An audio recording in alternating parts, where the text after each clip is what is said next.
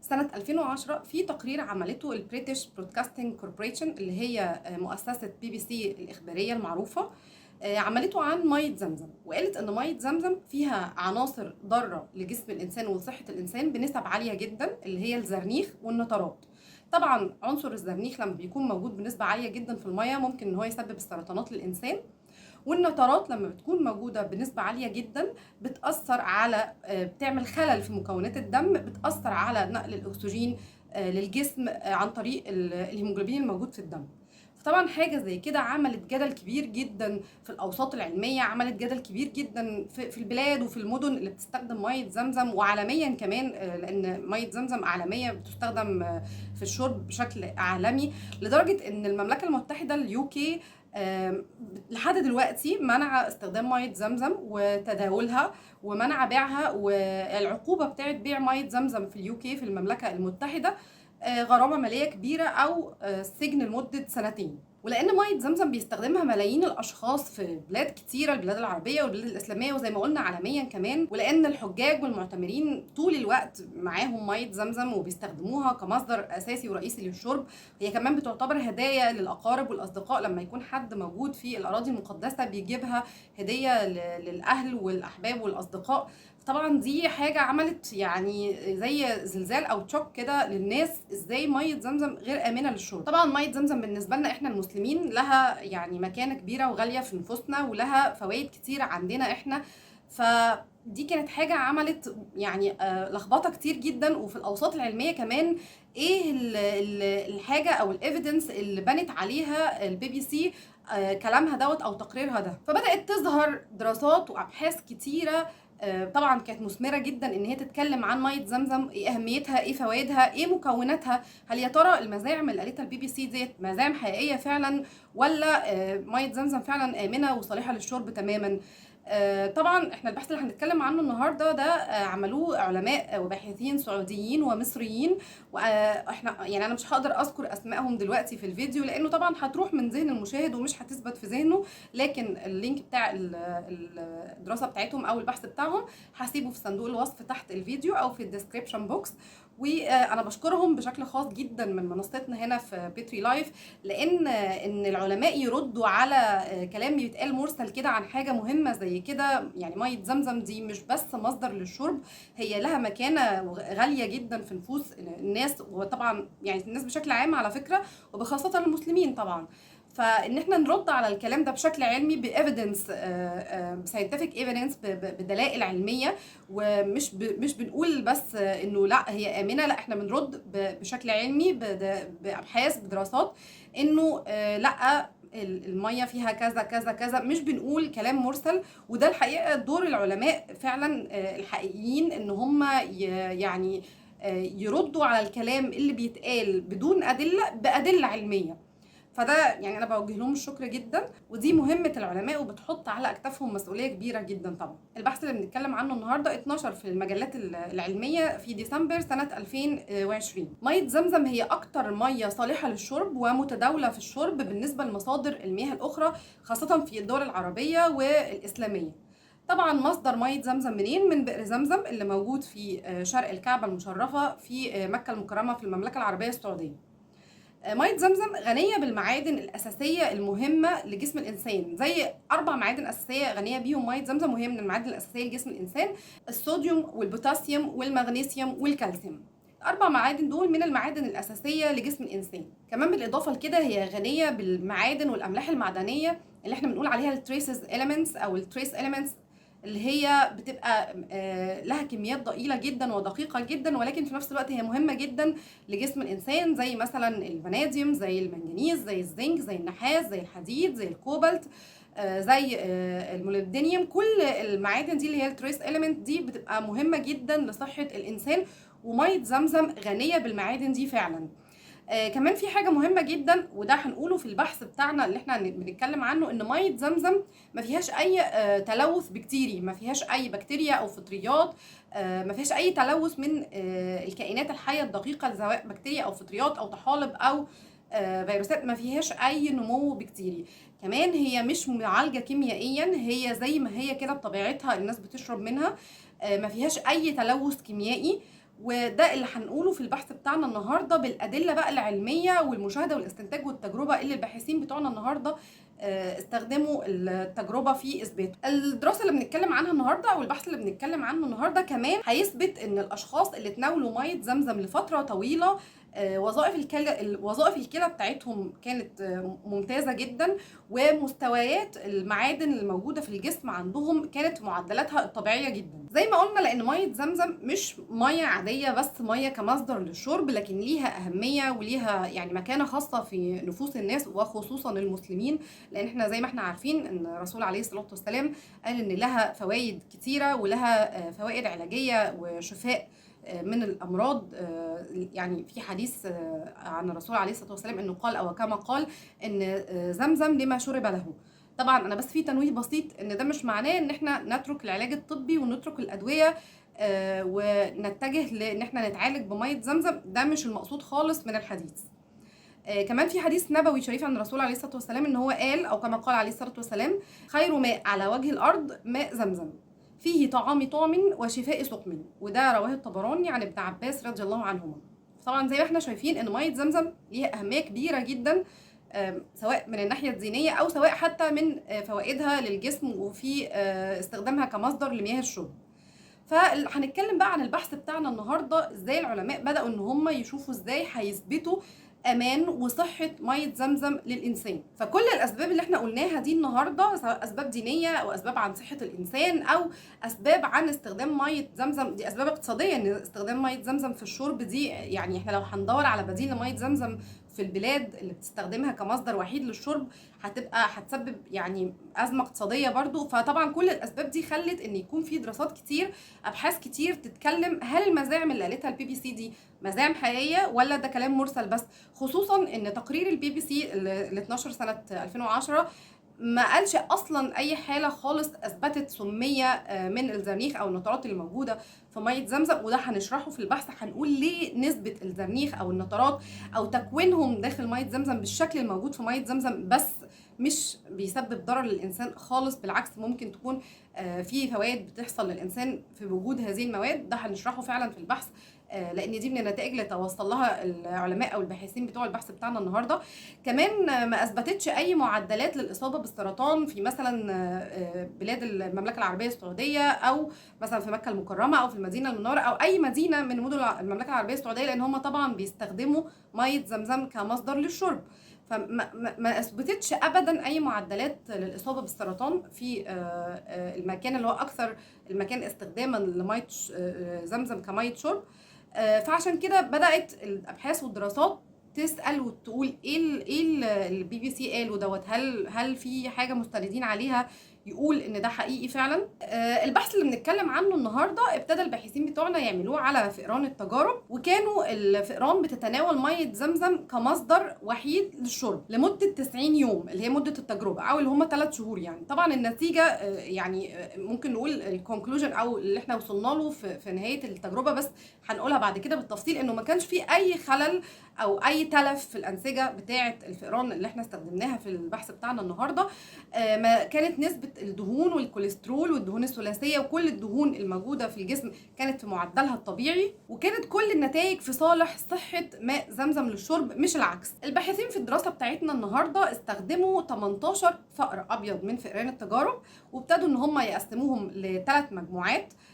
الفئران كانت وزنها من 40 ل 45 جرام، وطبعا احنا بنقول الوزن لان دوت هيفرق معانا في قياسات حيويه بعد كده في نهايه التجربه هنتكلم فيها. فقسموا ال 18 فار ل3 مجموعات، كل مجموعه فيها 6 فئران، والثلاث مجموعات دي كانت 6 فئران الاولانيين بيستخدموا ميه الحنفيه العاديه كمصدر وحيد للشرب، والست فئران التانيين بيستخدموا المياه المقطره كمصدر للشرب، والست فئران اللي في المجموعه الاخيره كانوا بيستخدموا ميه زمزم كمصدر وحيد للشرب. كانت اعمار الفئران بتتراوح من 9 ل 12 شهر. التجربه عندنا او البحث عندنا انقسم لقسمين. القسم الاولاني ان احنا بدانا نقيس اللي هيحصل على الفئران اللي احنا استخدمناهم، الثلاث مجموعات بتاعت الفئران. والقسم الثاني اللي هو التحليل الكيميائي والحيوي او البيولوجي او البكتيري لميه زمزم ومكوناتها وايه الكائنات الحيه الدقيقه اللي موجوده فيها. الفئران تم وضعها في بيئه معقمه وخاليه تماما من مسببات الامراض، وكانت بتتناول الوجبات الصحية معروف مكوناتها تحت إشراف معملي دقيق، علشان تكون المكونات بتاعة الوجبات اللي بتتناولها مكونات صحية وفي نفس الوقت متطابقة في الثلاث مجموعات بتاعة الفئران. واستمرينا كده لمدة 90 يوم أو 3 أشهر اللي هي مدة التجربة بتاعتنا في البحث النهاردة. ممكن نسيب بقى موضوع الفئران كده شوية، نسيبهم من 90 يوم دول ونتكلم عن التحليل بتاع عينات مية زمزم. تحليل العينات دي احنا خدنا العينات بتاعه او العلماء يعني او الباحثين بتوع البحث بتاع النهارده خدوا العينات بتاعه ميه زمزم دي من التنكات بتاعه ميه زمزم الموجوده في المدينه المنوره في المسجد النبوي الشريف، التنكات العاديه البابليك العامه اللي الناس بتشرب منها عادي جدا. خدوا العينات بتاعه الميه بتاعه ميه زمزم من التنكات دي وابتدوا ان هم ينموها في الحضانات البكتيريه في وسط غذائي مناسب للكائنات الحيه الدقيقه ان هي تنمو عليها، وحطوها في درجه حراره مناسبه لنمو الكائنات الحيه الدقيقه اللي بتكون موجوده في الميه. يعني احنا لو عندنا ميه من الحنفيه عاديه، عشان بس اوضح الجزئيه دي، لو عندنا ميه من الحنفيه عاديه وخدنا قطرات منها حطيناها في البيتري ديش، واحنا زي ما قلنا قبل كده في فيديوهات سابقه البيتري ديش ده عباره عن طبق بنحط فيه وسط غذائي معين وبنقوم بتنميه الكائنات الحيه الدقيقه عليه، عشان الوسط الغذائي دوت بيبقى محطوط في حضانه بكتيريه لها درجه حراره معينه ولها ظروف بيئيه معينه بتخلي الكائنات الحيه الدقيقه انها تقدر تنمو. فاحنا لو جبنا نقطه ميه من الحنفيه عاديه وحطيناها في بيتري ديش او في طبق بيتري ديش في البيئه الغذائيه المناسبه، هتنمو عليها كائنات حيه دقيقه، بكتيريا عادي. الميه بيبقى فيها انواع من البكتيريا المفروض تكون غير ضاره، لكن طبيعي ان الميه والهواء والاسطح بتاعتنا دي كلها عليها بكتيريا حتى وان كانت غير ضاره، لكن عليها خلايا بكتيريه او كائنات حيه دقيقه. المدهش والمثير للمفاجاه زي ما هتشوفوا حضراتكم في الصور اللي انا هحطها لكم في الفيديو، ما كانش فيه اي نمو لاي كائنات حيه دقيقه على اطباق بيتري اللي استخدمنا فيها عينات ميه زمزم. ما كانش فيه نمو بكتيري، ما كانش فيه فطريات، ما كانش فيه اي حاجه، الطبق ما حصلش عليه اي نمو نهائي لاي كائنات حيه دقيقه. معنى كده العينات اللي احنا اخدناها الميه نفسها ما فيهاش اي كائنات حيه دقيقه، ما فيهاش اي بكتيريا، ما فيهاش اي فطريات، ما فيهاش اي ملوثات بكتيريه او اي ملوثات بيولوجيه من الكائنات الحيه الدقيقه اللي ممكن تلوث الميه. كمان تحليل عينات ميه زمزم اللي خدناها وضحت انه هي فيها عنصر الزنك. عنصر الزنك دوت من المواد المضاده للاكسده، وفي بعض المعادن كمان كانت موجوده مع عنصر الزنك، كلها مواد مضاده للاكسده وبتعمل على حمايه الاجسام من تسمم ماده الزرنيخ. بالاضافه لان ماده السترونشيوم الموجوده برضو في ميه زمزم واللي تحليل الميه اثبت دوت من المواد اللي بتعمل على ازاله ماده الزرنيخ اصلا من الاوساط المائيه. طيب بالنسبه بقى لارتفاع نسبه الزنك في ميه زمزم، ايه الموضوع ده هنرد عليه نقول ايه؟ اولا عنصر الزنك الموجود في ميه زمزم ده اورجانيك، يعني عنصر طبيعي. يعني ايه الفرق ان هو عنصر طبيعي؟ هو عنصر طبيعي يعني من الطبيعه، يعني مش ناتج عن اي معالجه كيميائيه او تلوث كيميائي، وبالتالي هو مش داخل من تلوث كيميائي، هو بالطبيعه موجود في الميه. الحاجة التانية زي ما قلنا ان العناصر المعدنية الموجودة في مية زمزم الكتيرة زي الزنك، زي السيلينيوم، زي الاسترونشيوم، زي ما قلنا العناصر ديت بتخلي وجود عنصر الزرنيخ ده غير مؤثر على صحة الانسان، ومش بيسبب اي ضرر للخلايا او اي تلف في الانسجة الموجودة في جسم الانسان. كمان مية زمزم البي اتش بتاعها او الحالة بتاعتها حالة قلوية، الحاله بتاعت البي اتش بتاعتها او الحامضيه بتاعتها هي قلويه. ميه زمزم ماء قلويه. قلويه ميه زمزم دي بتديها فايده كبيره انها تكون مضاده للاكسده، وده بينشط نشاط وكفاءه مضادات الاكسده اللي موجوده في ماده الالبومين الموجوده في السيرم او في دم الانسان. طيب اما بالنسبه بقى للمزاعم اللي قالتها البي بي سي او تقرير البي بي سي اللي اصدرته عن وجود نترات في ميه زمزم وعن ارتفاع نسبة النترات في مية زمزم، احنا اول حاجة هنقولها ان مية زمزم زي ما اثبتنا فعلا بالتجارب ان ما فيهاش اي نمو بكتيري، مفيش اي نمو من الكائنات الحيه الدقيقه سواء فطريات او غيره. بالتالي احنا اثبتنا كده ان النترات اللي موجوده دي مش نترات ناتجه عن اي تلوث بالكائنات الحيه الدقيقه، لان الكائنات الحيه الدقيقه المخرجات بتاعتها او الانشطه بتاعتها الحيويه بتكون سبب في وجود النترات او افراز النترات. لكن احنا ما عندناش اي نمو بكتيري اصلا، يعني معنى كده ان النترات دي نستبعد خالص انها تكون نتيجه اي تلوث بكتيري او اي تلوث باي كائنات حيه دقيقه. الحاجه الثانيه اللي ممكن تخلي في نترات في الميه ان يكون في تلوث كيميائي من مخصبات الزراعيه او اسمده زراعيه او اسمده حيوانيه، او تلوث كيميائي من اي زراعه بتحصل. وده طبعا يعني يستحيل ومثبت بشكل قاطع انه مستحيل، لان زي ما قلنا ان بئر زمزم بيقع في منطقه صحراويه قاحله لا يمكن الزراعه فيها. فبالتالي احنا كده استبعدنا النمو البكتيري اللي هو ممكن يسبب وجود النترات، واستبعدنا وجود التلوث الزراعي او عن طريق الاسمده اللي ممكن تكون بتسبب وجود نترات في الميه. برضو نسبة من ده ايه؟ نسبة ان النترات الموجودة في المية دي اورجانيك، يعني طبيعية، يعني ده عنصر طبيعي موجود بالطبيعة في المية. فعلى العكس النترات في الحالة دي ممكن يكون لها فوائد صحية، هي مش مضرة لانها اورجانيك، فممكن يكون لها فوائد صحية على صحة الانسان. وهنتكلم عن الفوائد اللي ممكن النترات الطبيعية الاورجانيك اللي ممكن تكون لها فايدة في صحة الانسان. كمان مية زمزم زي ما قلنا انها غنية بالعناصر الاساسية المعدنيه اللازمه لجسم الانسان زي الصوديوم والمغنيسيوم والكالسيوم والبوتاسيوم. فماده او عنصر المغنيسيوم والكالسيوم عنصرين مهمين جدا لصحه الانسان، ليهم دور كبير جدا في وقايه الجسم من والقولون من السرطانات اللي بيعتقد ان النترات ممكن تكون بتسببها لجسم الانسان. طيب زي ايه الفوائد الصحيه اللي ممكن تكون بتعود على جسم الانسان من وجود النترات الطبيعيه في الميه الاورجانيك؟ وانا باكد تاني على كلمه انها طبيعيه واورجانيك، لان وجود النترات المخلقه في الميه ممكن انها تكون ضرر على صحه الانسان. زي ما قلنا النترات لو ناتجه من وجود تلوث بكتيري او تلوث فطري او وات اي حاجه من الكائنات الحيه الدقيقه، او لو تلوث جاي من اسمده زراعيه او مخصبات للزراعه او اي حاجه زي كده، النترات اللي مش طبيعيه الكيميائيه دي ممكن تسبب ضرر. احنا دلوقتي بنتكلم عن النترات دي موجوده عنصر اورجانيك بشكل طبيعي جدا موجود في الميه.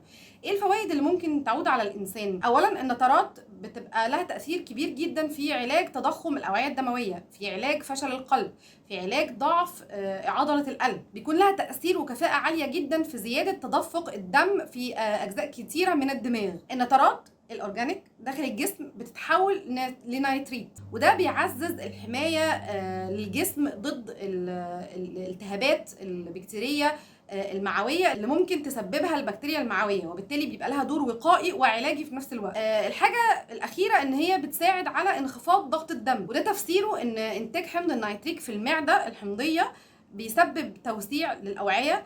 كمان بيكون له دور في ان هو يكون مضاد للتخثر، وكمان له دور كبير جدا في تنظيم المناعه. فالنترات الاورجانيك مختلفه تماما عن النترات اللي ممكن تكون جايه باي تلوث او باي طريقه كيميائيه او معالجه كيميائيه.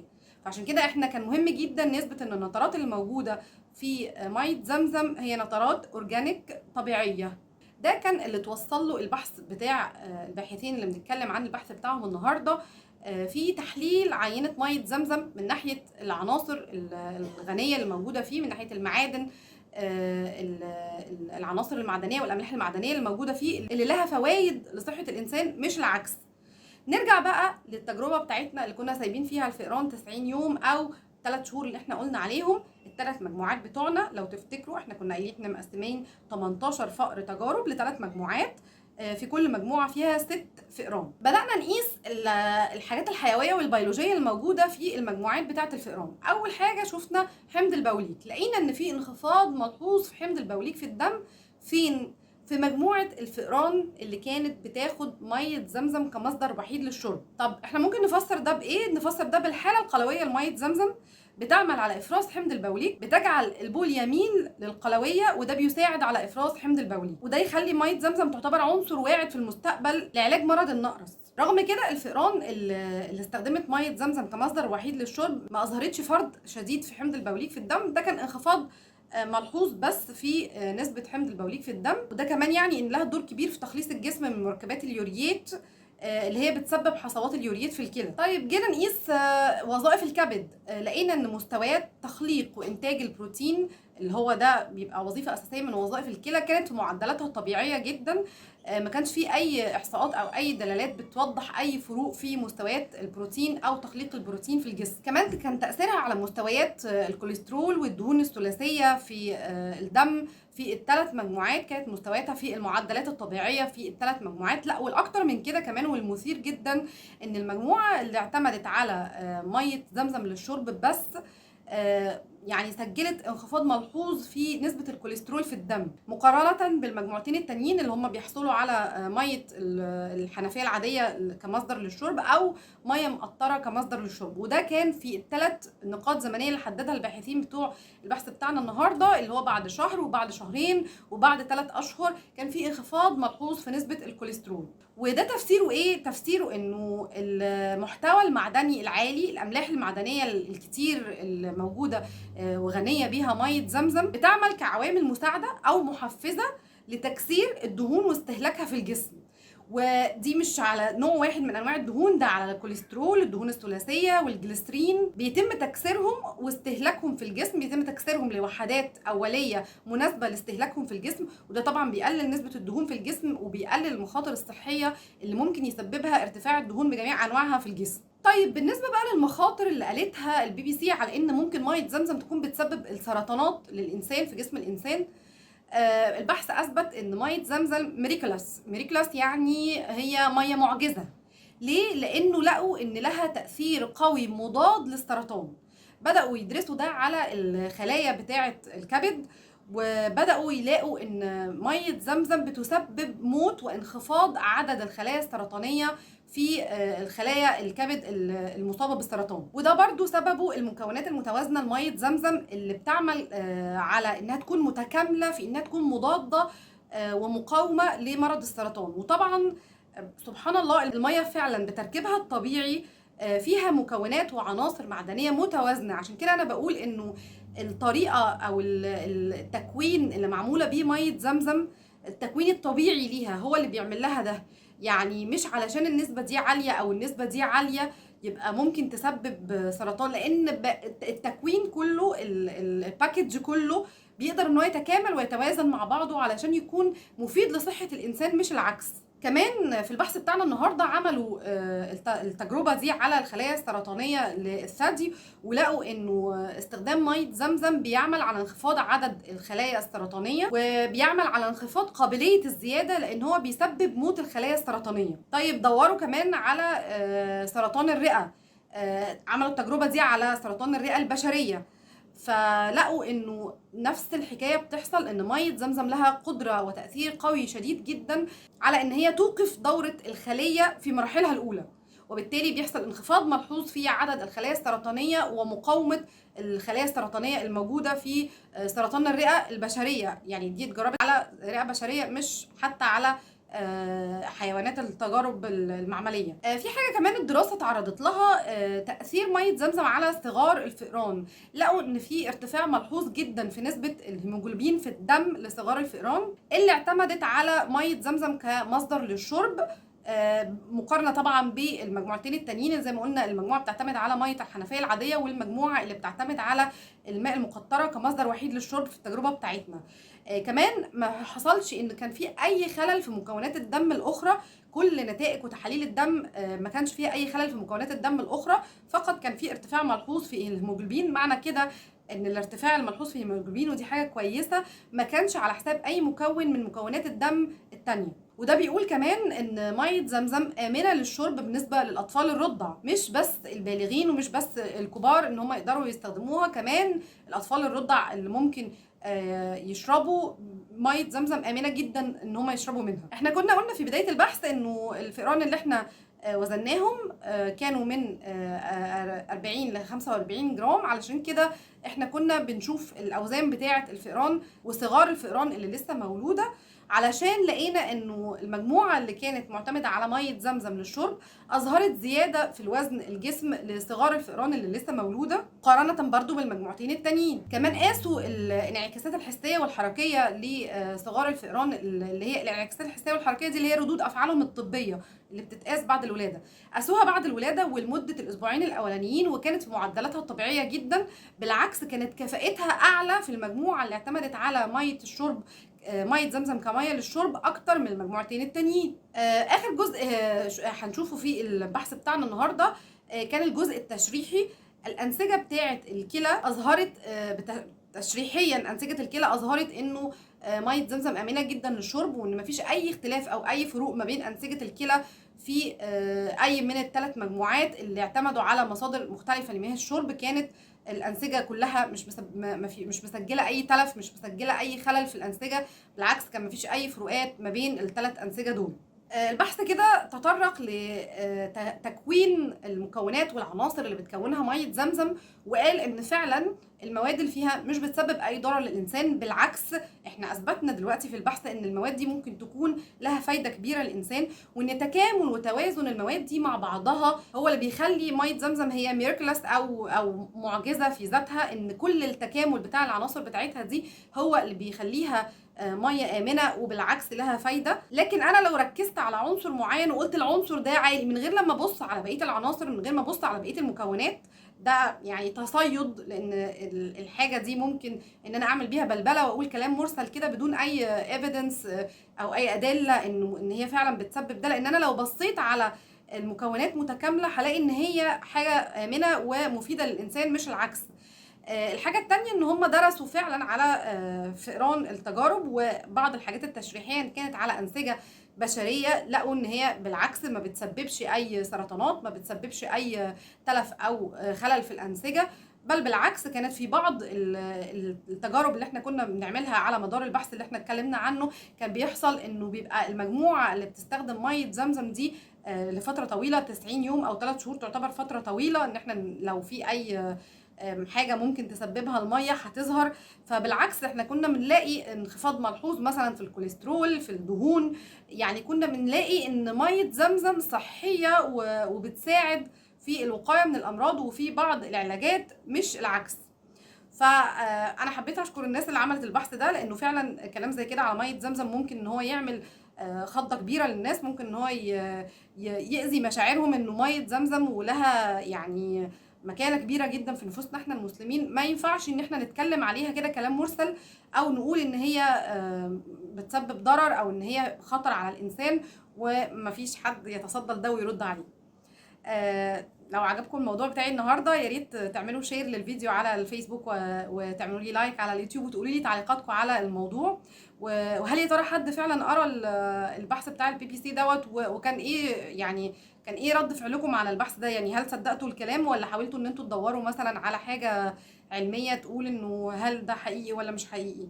انا مستنيه تعليقاتكم وعلى الفيسبوك وعلى اليوتيوب. ولو دي كانت اول مره تشوفوني على اليوتيوب او ما كنتوش عاملين سبسكرايب او متابعه للقناه، ممكن تعملوا سبسكرايب للقناه، وممكن تضغطوا على الجرس كمان عشان يجيلكم كل حاجه جديده بتحصل على القناه على اليوتيوب. وكان في حاجه كنت عايزه اقولها في اخر الفيديو، انه في كذا حد كان طالب مني حاجات على ابحاث علميه. مثلا انا فاكره استاذ هشام كان طالب مني بحث معين عن حاجه معينه سال عنها، فانا مش ناسيه خالص. هو بس ضيق الوقت هو اللي مش مخلي ان انا عارفه ارد على طلباتكم، لكن ان شاء الله هحاول ان انا اكتر في الفيديوهات الفتره اللي جايه وارد على كل اللي انتوا طالبينه. فانا مش ناسيه اللي انتوا طلبتوه، وان شاء الله هتكون في فيديوهات جايه كتير باذن الله.